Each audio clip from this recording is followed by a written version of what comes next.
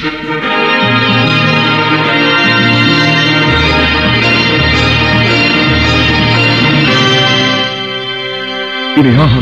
ng Dialect Phase, ang Philippine Center of the International Theater Institute at ng Earth Savers Movement sa pakikipagtulungan ng NBC, ang Manila Broadcasting Company ang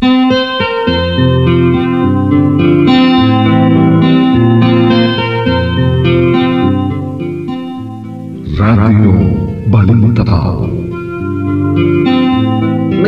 Magandang gabi po sa inyong lahat. Mga minamahal naming tagapakinig ng Radyo Balintataw. Ito po ang inyong lingkod, Cecile Guidote Alvarez, sa ngalan ng Dialect, ang Philippine Center ng International Theater Institute, pati na po ang Earth Savers Dreams Ensemble, pinarangalan na UNESCO Artists for Peace. Buong lugod po namin kayong inaanyayahan na samahan niyo po kami ngayong gabi sa isa pong masigla at nakatutuwang kwentuhan. Kasama po ang mga bagets, mga batang what they call emerging artists sa International Theater Institute. Dahil mga bata po lahat ito ang nagbuo ng isang palabas. At nakatutuwa naman po na ang napili nilang masasabing drama ay likha ng ating isang dati ng branded na, well, now a very celebrated playwright, moving on from stage to television to radio to film. At ang mahalaga ay ang mga kaisipan at damdamin na ipinababahagi ng mandudula. So, meron po tayong mga kasama. Unang-una, yung lumikha nung dula. Walang iba kung hindi si Rey de la Cruz. Dati na pong marami na pong mga masasabing parangal na naialay sa kanya. Hindi lang po sa aming organisasyon, but iba't iba, pati sa UP. Pero ang nakatutuwa po ay mga bata, only in their early 20s, na nag-aaral sa UP, sa Jose Rizal College, basta nagsama-sama para sa ganitong pagtatanghal ng isang dula na tinaguriang Pulburon. Kasama po natin si Rey de la Cruz. Pababatiin muna natin siya. Pati na ang mga kasamang grupo na nagtanghal ng Pulburon. Rey, unang-una, kailan mo ito sinulat? Bakit ito ang sinulat mo, tungkol saan ito? Mabuhay mula sa Chicago, Cecile. Sinulat ko ang Pulburon nung last century when most of these baguettes were not even ideas. Okay, that was I have written 9 plays. Ang Pulburon is the last play I wrote. Anong taon yun? Mga 1999. Ang sinulat ko ang bakit Pulburon ang title? Because Pulburon is my favorite dessert, Philippine dessert. And based on that, it's about 3 bakers. Gumagawa sila ng Pulburon, and they have a new delivery guy, and it's about sexual harassment. Ayun, ako. Uso ngayon yan, topic ngayon, lalo na merong mga pogo na nahuhuli, napipisto, okay. Pagkatapos ng Pulburon na favorite dessert mo, ngayon nagkaroon na ng ibang connotation, linked up to the concept of drugs. Kasi favorite din ngayon yan ng mga kabataang napapariwara na akala Pulburon is great. Ito na bilang drugs pero Pulburon masarap talagang kainin. Yung tunay na Pulburon. So ngayon, sa paglalahad na yan ni Rey, nakatutuwa po na 1999, more than a decade afterwards, some young people put it together at katatapos lang ng kanilang pagtatang tinanghal. At we will let the director, si James De Guzman, para sabihin, bakit niya biglang napulot ito, hindi ba? Paano niya nasaliksik ito? Because 1999. So, magandang bigla niyang itinanghal kasama ang mga kapwa niya bata o nandun sa tinatawag nating larangan ng pagpapatupad ng tinatawag nilang artistic development nila. So, alika na James, paki-introduce din later ang mga kasama mo at saka paano mo napili itong pulburon, paano mo binuo ito at bakit kailangan kang nagbuo ng ganitong dula. Magandang gabi po sa inyong lahat. Ako po si James De Guzman, ang direktor ng Dulang Pulburon. At ako po si Cedric Balagat, ang gumanap ng karakter ni Ruel. Ako po si Kay Martinez bilang Elena. Ako po si Pamela May Pagle bilang Perling. Ako po si Angel Manansala, gumanap bilang Delia. So, ang Sige, kwento na, kwento. Ang kwento ng Pulburon ay nag-start po sa paghahanap ko ng huling dula na ipapalabas ko sa UP Dula ang laboratorio. Tapos nag-iisip po ako ano bang magandang topic yung pwedeng matalakay o anong magandang script yung magandang ipalabas sa panahon ngayon na makaka-relate yung maraming tao and at the same time may enjoy nila na panoorin yung palabas. So nag-start po ako sa paghahanap ng mga script online. Nagbasa po ako ng maraming mga script na mula sa Palangka, mula sa BLF. Tapos kaya lang hindi naging sap yung mga nabasa ko para ma-feel ko yung urge na ito yung gusto ko na ipalabas. Kaya nag-resort ako ngayon sa pangalawang option which is yung mga library. So nag-start po ako noon sa mga local libraries dito sa UP.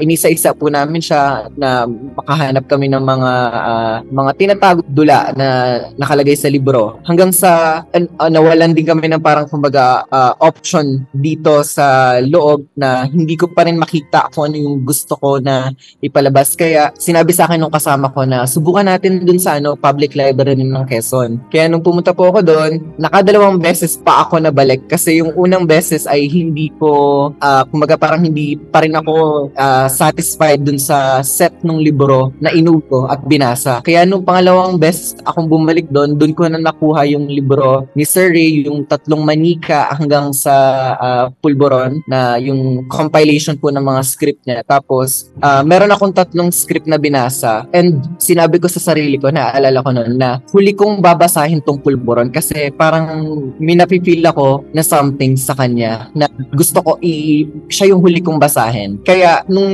natapos ko ng basahin yung 2 script, sinunod ko yung Pulburon at inabot ako ng isang gabi at hanggang kinabukasan sa pagtapos ng pagbabasa ng script. Kaya after kong mabasa yung script, doon ko naramdaman yung parang alab sa loob ko na ito yung gusto kong ipalabas. Ito yung tamang timpla ng kwento na nakakatawa siya sa umpisa pero meron siyang tinatagong mensahe, meron siyang inilalaban na panawagan. Kaya pagkatapos kong basahin, agad-agad kong in-email and minessage si Sir Ray sa Facebook. Luckily, mabilis siya nakapag-reply. Kaya same day, at the same hour, call po kami sa messenger na ni Sir Ray and the rest po ay yung nangyari na yung output nun ay history na po. Parang ganun. Ayun. Nakatutuwa naman itong kwento talaga ng direktor. At magandang narinig po ninyo na kailangan nga may feel ka talaga. At saka yung paghahanap ng merong makahulugang iniaabot na magagalaw ang iyong damdamin pati na ang iyong kamalayan. So, that all goes to arts as public service, katulad ng mga ibang dula na sinulat ni Ray. Ngayon, paano mo binuo? How many days? Itong mga actresses, nag-audition ba kayo? O dahil kabarkada kayo ni James, kanya nakasali kayo? Ano nangyari? Itong mga actors ko po na to ay nakuha ko at napanood ko na po sila nung last year ng September or August, mga ganoon, na dun sa ibang mga dula na pinalabas sa UP Dulaang Laboratorio. Tapos, habang naghahanap po ako ng cast nitong mga nakaraang buwan, ayun po, medyo nahihirapan ako kasi hindi ko alam kung kanino kumbaga lalapit, kanino magsisimula, kasi yung mga kakilala ko, mga may mga iba ring ginagawa, tsaka busy. Kaya naisipan ko na tignan kung sino-sino na ba yung mga napanood ko before, and ayun po, doon po ako nag-lead sa isa-isa na pagme-message sa kanila. So bago po ako makarating sa kanila, marami na rin pong sa akin, kaya sobrang swerte ko po na sila yung mga kumbaga tumanggap nung parang kumbaga challenge ko sa kanila para sa role na ginanapan nila sa Dulang Pulborons. O sige, ngayon naman, kwento ng mga nagsiganap. Paano nila binuo ang kanilang karakter? Anong kanilang kwento tungkol dito? Bakit na engganyo sila na lumahok at natuwa sa naganap? Tsaka pala, kailan naganap ito? Very recently lang, di ba? Noong June 28 po. Yun, no. So ngayon, pagkatapos ng kwentuhan natin, ipapatikim natin ang ilan sa mga eksena na sa palagay ninyo ay nagbigay talaga ng magnet, di ba? Para sa mga nanonood na manatiling nanonood. Hindi nag-walk out, pero binigyan kayo ng masigabong palakpak. Okay, bahala na kayo. Kwento, start. Sino yung mga tatlong bakers? Sino yung messenger? Paano pumasok ang sexual harassment? Masining na gabi po sa inyo. Ako pong si Kay Martinez, ang gumanap bilang Elena. Una kong natanggap yung invitasyon ni James sa Messenger at nagulat ako kasi nung nakilala ko silang tatlo, ang mga nagsiganap, nagmula kami talaga sa magkakaibang landas, kumbaga. Ngayon lang kami nagkatagpo-tagpo.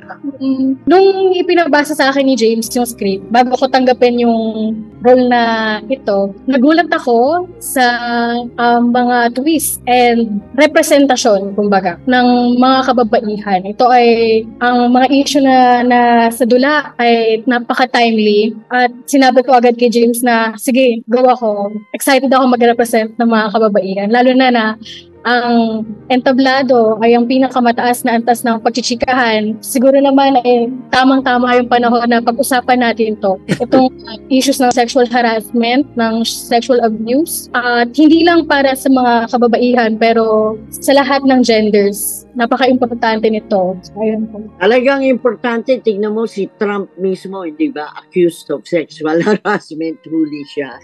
Okay, buti nagkaroon ng lakas ng loob ang mga na-abuse niya o naloko niya, gusto pambayaran para manahimik. So magandang talagang katulad ng sabi niya, angkop na angkop ang panahon para ilabas ito kahit na more than a decade ago na sinulat ni Ray. So, sino pa yung ibang bakers? Ako naman po si Pamela May Wagner na gumanap nilang Pelving. At nakakuha rin po ako ng invitasyon kay Direk at nung nabasa po yung script, nagustuhan ko po siya dahil hindi lang po siya nakaka-entertain, pero meron din po siyang malakas na panawagan tungkol sa sexual harassment.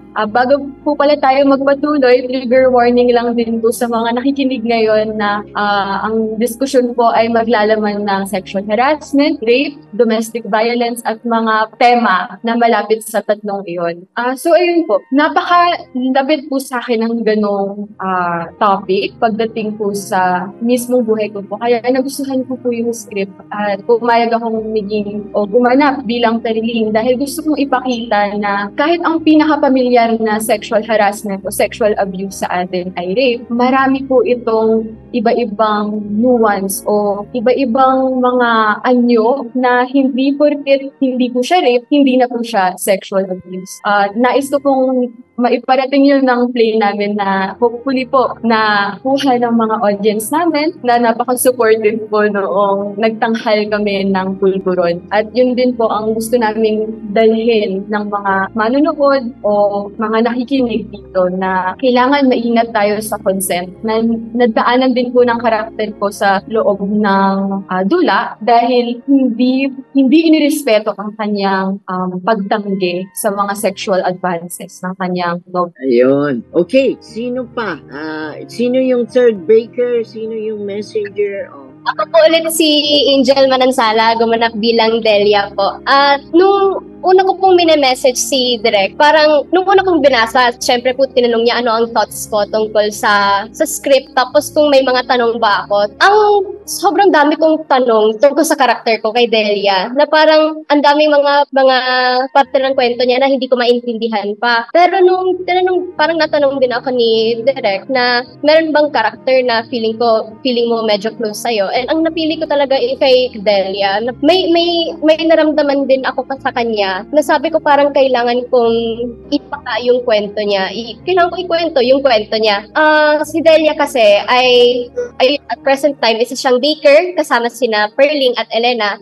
Siya ang sa pagkwento namin, siya ang pinaka-extroverted. Siya ang nagdadala ng saya, ligaya dun sa panaderya. Ngunit sa bago mangyari yun sa buhay niya, noong bata pa lamang siya, na naglalakad lang siya pauwi, na rape siya ng isang stranger. And ito'y sobrang violent na kwento. Ngunit kwento ito ng sobrang daming babae. At ang masakit, sobrang daming batang babae. Na sabi ko parang ang dami kong kailangang intindihin sa karakter na to. And sa pagbuo ko ng karakter ni Delia, marami akong natutunan, marami rin po akong na-research tungkol sa bakit nga ba ito yung nagiging experience ng mga na-rape, na-harass. Bakit kahit wala naman silang kasalanan ay nabe-blame pa rin sila maging i-victim blame ng kanilang mga harasser o i-victim blame ng kapamilya, kaibigan. Doon po yung nilaman ng karamihan ng research ko nung pagkaintindi ko kay Delia po. Okay, sino naman ang messenger or sino ba talaga ang mga rapist na nandoon?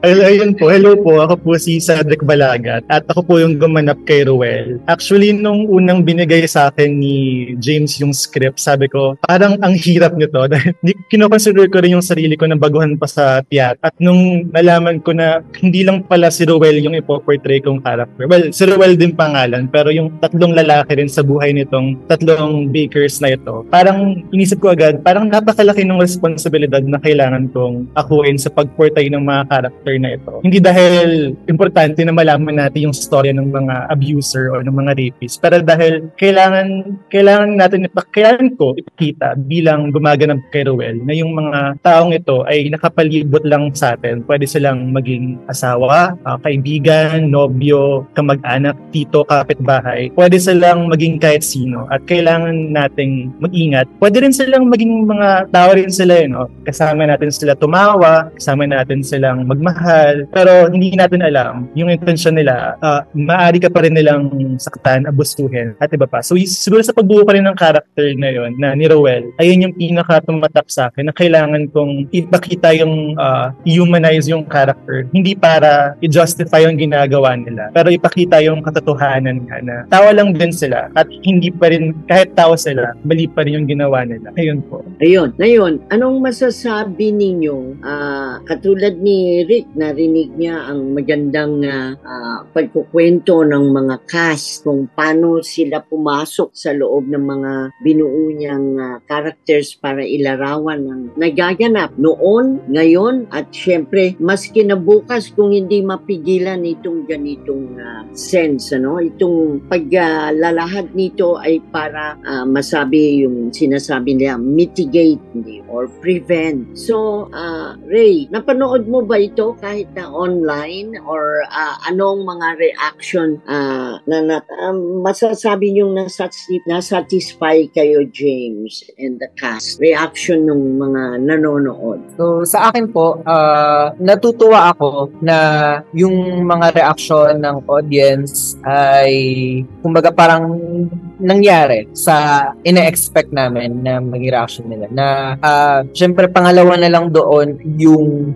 magandahan sila sa kabuuan ng play. Pero most importantly, yung pinaka-goal talaga namin is yung meron silang mapulot and kumbaga parang masabi nila na o mapaisip sila na oo nga no, yung mga ganitong issue patuloy siyang nangyayari and baka nga bilang miyembro ng komunidad na ito, baka meron akong pwedeng gawin. Baka oras na para may gawin ako para makatulong o para kumbaga maging source ng pag-asa ng mga biktima ng mga ganitong abuse and harassment. At saka isa pa po kasi ay tawag doon, marami sa iba ay hindi aware na nakaka-experience sila ng ganito. Kaya through our play, maganda na somehow nagkaroon ng pagbabahagi ng information and awareness sa mga audiences na ganito yung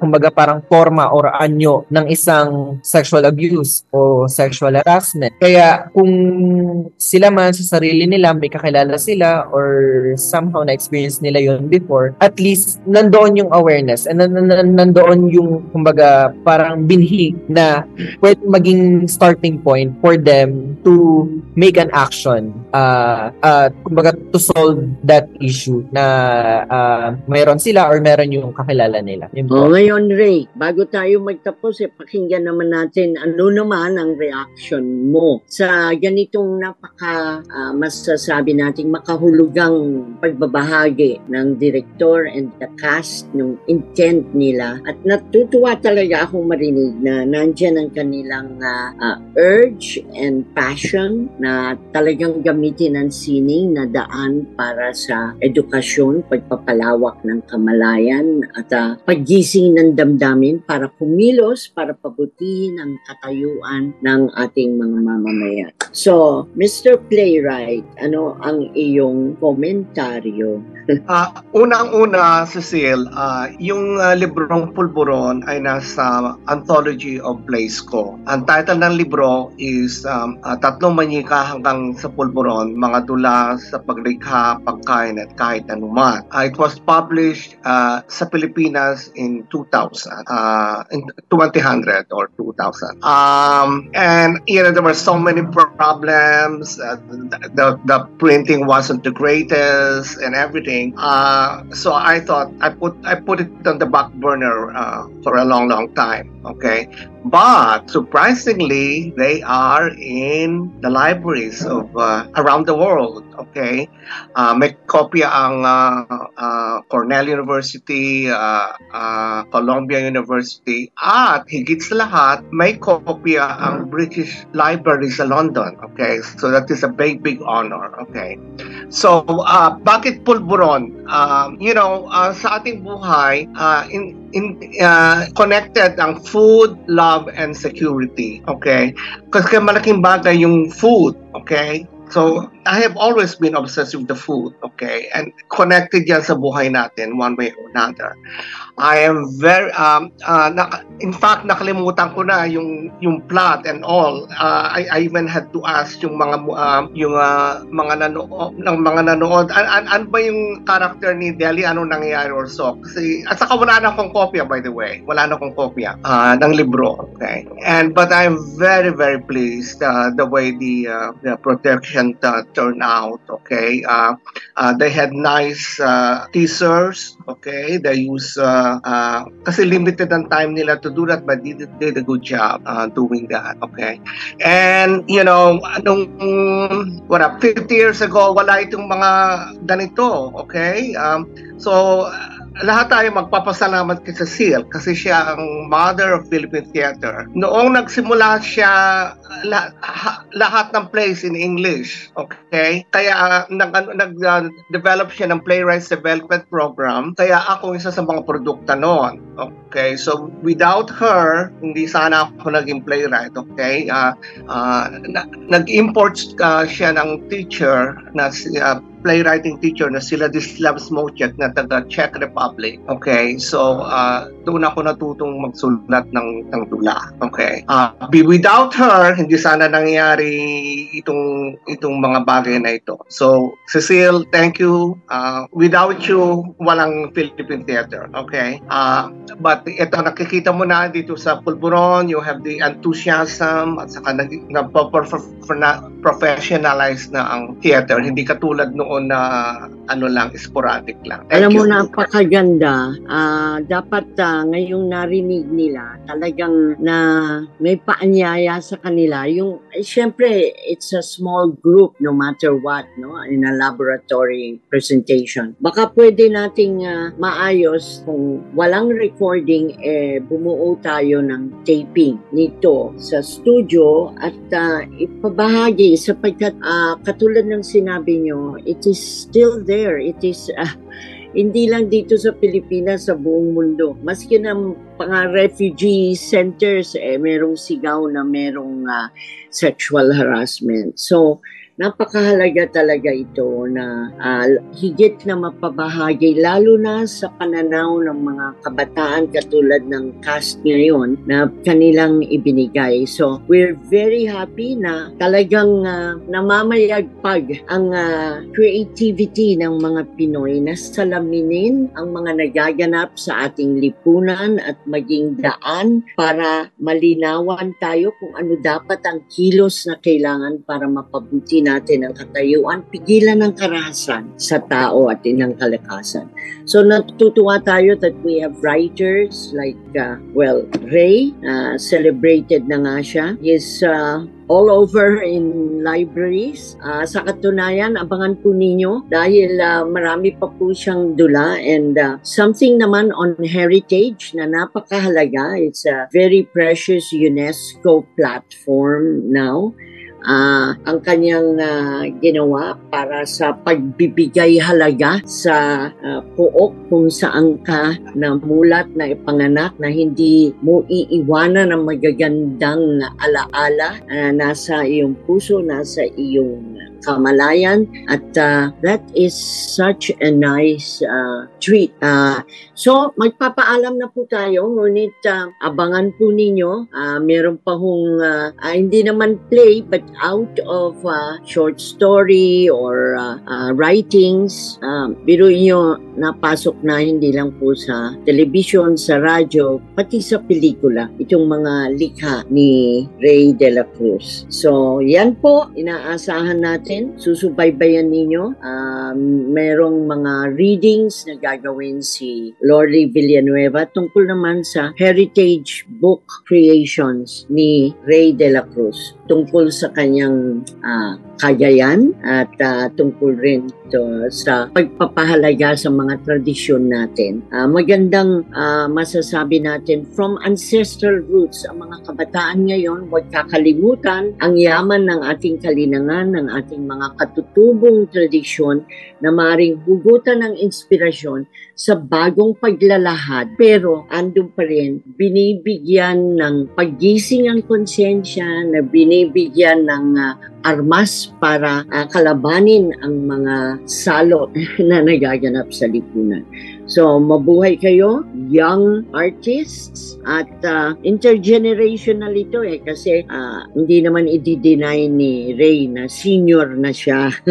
So ngayon, kabit-kabit sa kabataan na sila naman ang nagbigay buhay sa likha na ngayon ay senior pero batang-bata pa siya, nag-umpisa na po siyang magsulat. So to all the young people, we look up to you as not just the emerging but eventually the very celebrated artists of our country. Mabuhay kayo. Ito po ang inyong lingkod, Cecile Guidote Alvarez, sa ngalan ng Dialect ng Philippine Center ng ITI, pinamumunuan ngayon ni dating Senador Joey Lina, at nandyan din po ang Earth Savers na itinatag ng yumaong environmentalist Senator Hiherson Alvarez. Nagpapasalamat po kami sa inyong walang sawang pagmamalasakit, pakikinig sa Radyo Balintataw. Salamat din po sa aming mga kasama o kakampi para ihatid ang paaralang bayan sa Himpapawid, DZRH Radyo Balintataw. Yan po ay ang Mapicon Herbal-Based Insecticide, Tesoros House of Native Arts and Crafts, Cazuela Spanish Colonial Cuisine Restaurant, 4 Maginawa Street, UP Teachers Village, Quezon City. Para sa social media needs, contact info@abacussolutions.ph. Para po sa hospitality partnership, we want to thank Prince Hotel, which gives you affordable luxury, comfort, hearty meals, and inimitable service in the heart of Manila, managed by Manila Hotel. At Vermont na po, it is about time you check the Christmas hamper selection to delight your loved ones and friends at Manila Hotel. Call 8527-0011. Salamat din po sa aming Technical Supervisor Salvador Bongmoyar, Executive Assistant Susan Claudio ng Caffeinated Palette, pati na rin po Exelon Alvarez, Earth Savers National Youth Director, Production Coordinator, Roderick Alo. Sana po sama-sama po ang ating pakikiisa para sa kapayapaan, para sa climate justice, at patnubayan nawa tayo ng Panginoong Diyos. Mabuhay ang Pilipinas.